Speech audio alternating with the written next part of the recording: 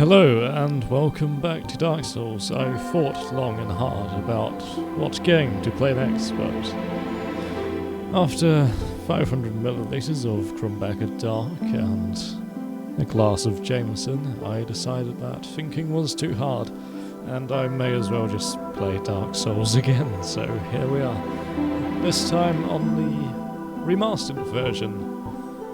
I figured I may as well try it. I haven't 100% completed this game in the past, so we might aim for that, we might just aim for completion. I don't know what I'm doing, but it's going to be fun either way. Or miserable.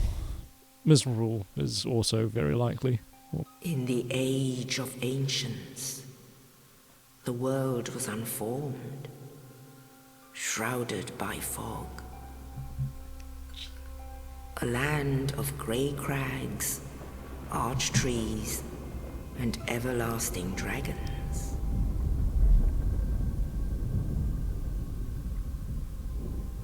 But then there was fire, and with fire came disparity.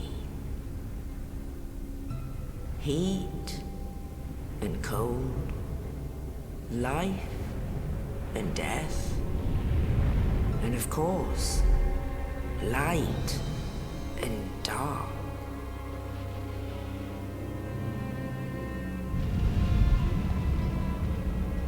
Then from the dark they came and found the souls of lords within the flame.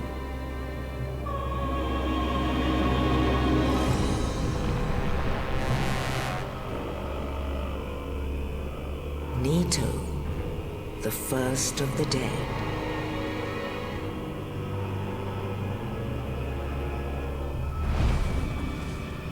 The Witch of Izalith and her daughters of Chaos. Gwyn, the Lord of Sunlight, and his faithful knights. And the furtive pygmy, so easily forgotten.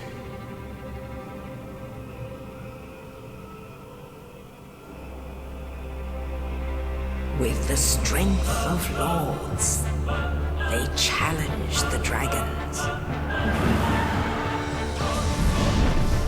Gwyn's mighty bolts peeled apart their stone scales.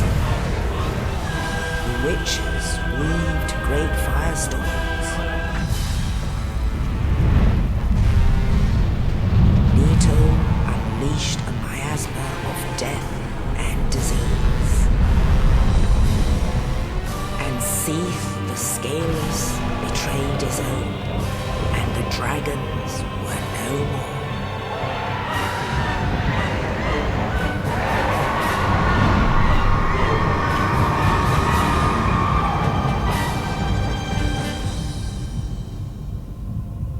Thus began the Age of Fire.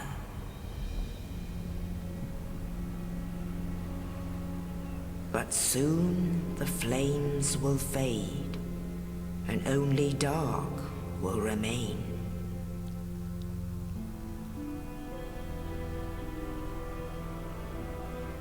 Even now, there are only embers, and man sees not light, but only endless nights. And amongst the living are seen carriers of the accursed dark sign.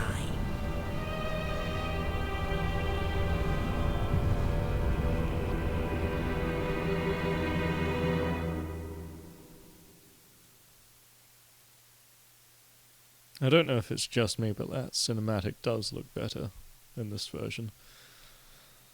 This is entirely unmodded.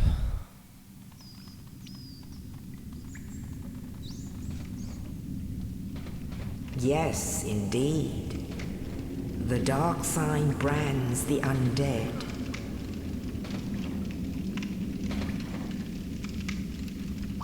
And in this land, the undead are corralled and led to the north.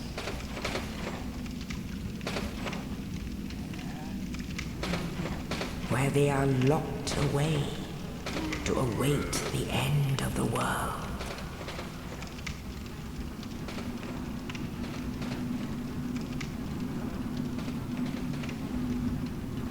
This is your fate.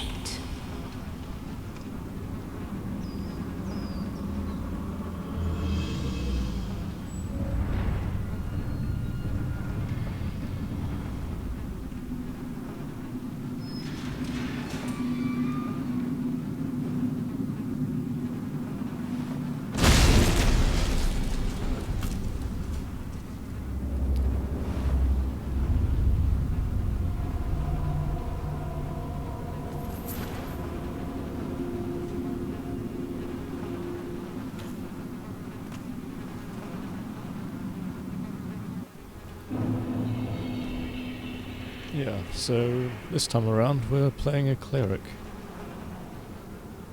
Well, at least that's what I'm starting with. I'm not entirely sure what will, can't talk, what we'll end up as. Yeah. I won't be using any exploits or glitches this time around, just picking up every soul I can, and possibly a bit of grinding if I really suck at the game. Trying to think of anything else. I might have a go at trying to create an intro and outro for this playthrough, and just generally trying to keep up the overall quality. As of the time of recording, the Dark Souls servers are still down, even though Elden Ring's been out for like a month at this point, and FromSoft said they'd fix it after Elden Ring's release. Although they didn't exactly specify how long after still can't talk. How long after Elden Ring's release it would be. So, yeah, fingers crossed it's soon. Not that I'm particularly looking forward to getting ganked, but it might be fun to do some ganking. We'll see. I'm sure there are private servers and stuff up and running, and probably have been up and running for a long time now, but I'm not joining any of those. This is entirely vanilla. Vanilla, for better or worse. And, yeah. Where was I? I'm getting lost in thought again, or sidetracked rather. I'll try to edit out boring bits. I was thinking about making this just exclusively a boss guide, although that would mean fighting each boss as dying to them and learning their attack patterns a lot. Which I'm not exactly keen on, although I probably could do it, and it might be more entertaining, or at least higher quality than a regular old Let's Play, which I think this is going to be. Although it might not be, considering how much I'm messing up my words right now. That's ironic.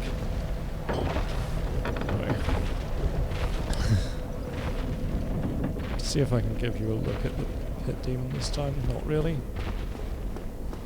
Oh well. I saw like his lower half at least. That's something. Be grateful. Activate this bonfire, and then head around and pick up a weapon. Should rest it at least. Otherwise I'll be stuck fighting the pit demon, I think, unless he respawns up the top. I'm not entirely sure if he does. He might do. Although I doubt it.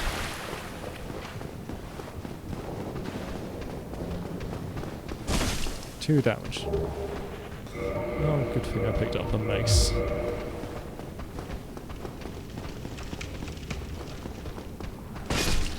$68. Nice. Oh, very close to being nice.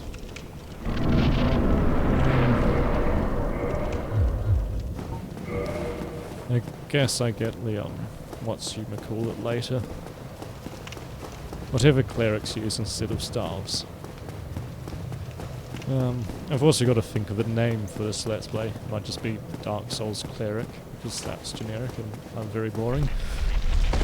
I'll probably have to rename the other one to Sorcerer or Mage or something like that. Oh, you. You're no hollow. Thank goodness. I'm done for, I'm afraid. I'll die soon, then lose my sanity. I wish to ask something of you. You and I, we're both undead. Hear me out, will you? Of course. Regrettably, I have failed in my mission. But perhaps you can keep the torch lit. There is an old saying in my family. Thou who art undead art chosen. In thine exodus from the undead asylum, maketh pilgrimage to the land of ancient lords. When thou ringeth the bell of awakening, the fate of the undead thou shalt know. Well, now you know. And I can die with hope in my heart. Oh, one more thing. Here, take this. An Estus flask. An undead favorite.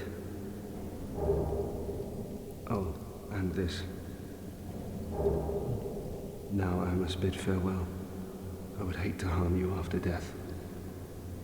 So go now. And thank you. Well, rest in peace, Ask. Now, to head up here. I must have like 70 health, I'm guessing. Because I did 2 damage earlier with the broken sword, and then 1 hit with the mace was enough. It could be 69 health, although I doubt that. There's the talisman. I shouldn't equip it right now. 84. Okay. That's a bit confusing. I'm not sure what stats I should prioritize as Cleric, but I'll work that out as I go. I'll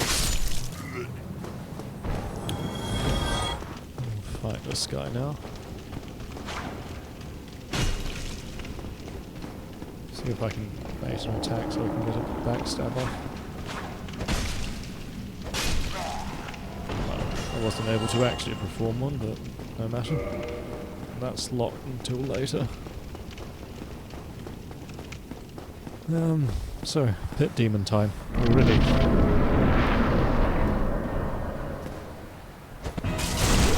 There we are. I actually landed a plunging attack. I bet you're proud of me.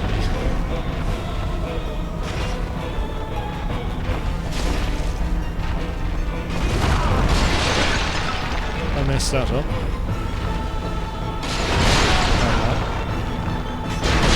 Die here.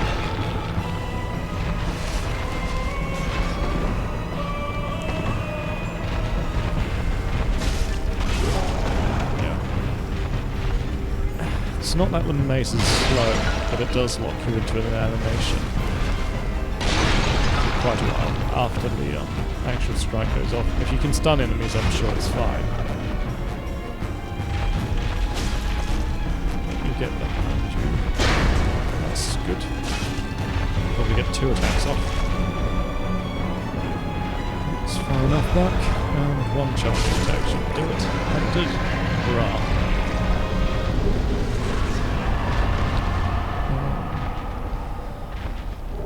Yeah. Hopefully I am better at the game this time around, having played it through recently. Although that was as a mage, which is basically cheating, if you ask me. This is probably going to be a heavy armoured strength character with miracles and stuff. I was thinking about a dex character, seeing as I've never really played one before, but I decided against it. I figured one-handed and shield would be the way to go. Plus miracles, of course. Yeah. I do still like how this place looks. It is... I don't know if it's an improvement to the original, although it is a bit darker. The sort of surroundings do look better, although the overall effect of, you know, it's just a place at night rather than early evening. It isn't the best remaster ever, nor the most comprehensive, as some stuff was left out. Only in the ancient legends it is stated that one day an undead shall be chosen.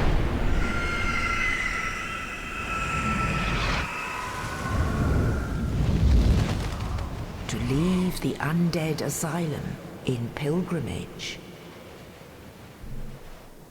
to the land of the ancient lords. Lordran.